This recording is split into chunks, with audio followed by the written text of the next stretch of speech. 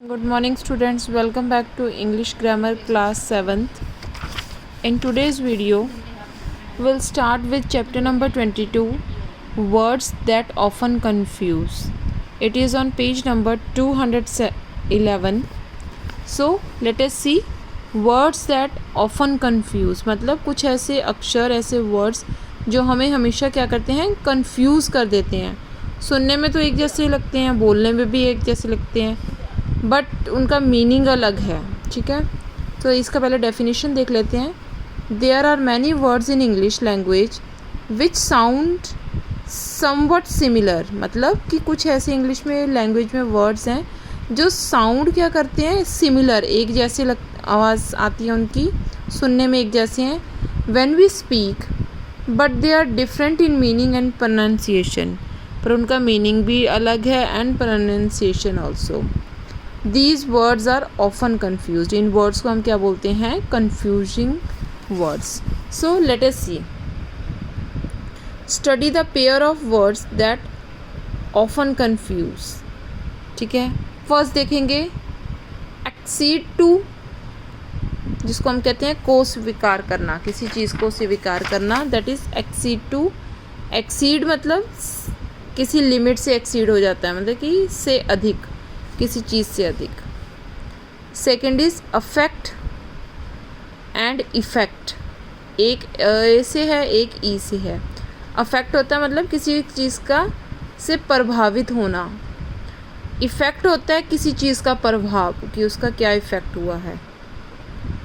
Second is third sentence में हम देखेंगे, थर्ड वर्ड देखेंगे एक्सेप्ट और एक्सेप्ट.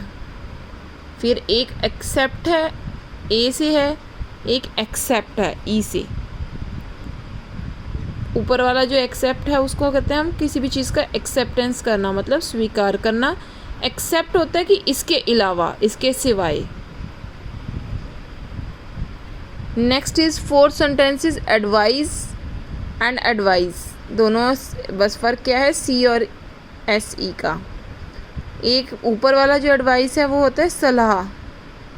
ठीक है, कि उसने एडवाइस कर दिया, it is up to you to take or not.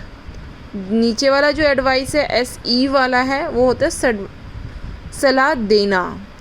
ऊपर सलाह है, ठीक है, वो दी है कि उसने कोई सलाह दी. ठीक है, दोनों सलाह देना ही लग रहा है देखने में तो, पर एक सलाह है तो जिसको हम कहते हैं कि सलाह करते हैं, चाहे वो मानी चाहे ना मानी. दूसरी है कि मैंने उसको एडवाइस दे दी है, अब वो दे चुके हैं. Fifth is adopt, adapt, adapt. ठीक है, फर्स्ट है अडॉप्ट. देखते हैं मतलब किसी को अपनाना, किसी को हम अडॉप्ट कर लेते हैं. जैसे ऑर्फन एज से हम होते हैं, अनाथ आश्रम से बच्चों को अडॉप्ट कर लेते हैं. अडेप्ट होता है किसी के अनुकूल बन जाना, अकॉर्डिंग टू द सिचुएशन हम अपने आप को चेंज कर लेते हैं. अडेप्ट होता है निपुण होना, किसी भी चीज़ में कंप्लीट होना. Now six sentence is bear and beer.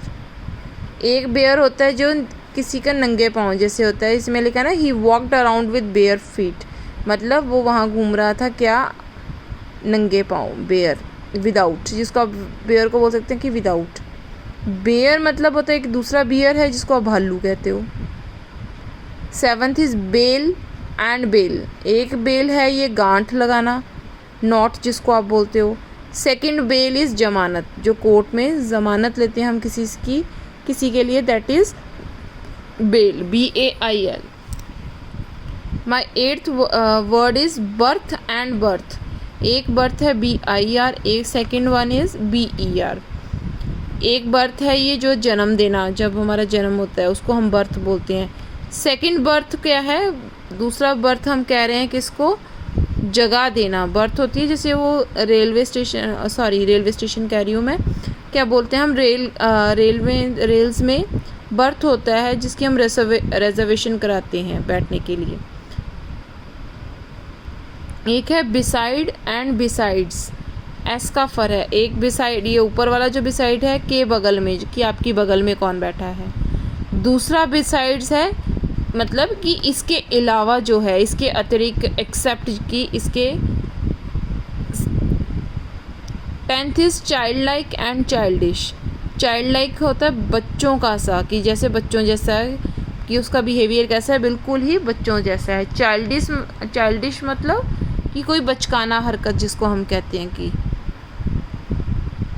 Cattle and cattle 11 number पे क्या है, कैटल है सी के साथ एंड देन अगेन कैटल है के के साथ। ऊपर वाला जो कैटल है सी वाला दैट इज़ पशु, जो हम पशु रखते हैं घर में, वो है कैटल। से दूसरी कैटल है क्या, केतली वाला, जिसके अंदर हम चाय बनाते हैं। So you have to go through all these words, ठीक है, and learn their difference. Till then have a nice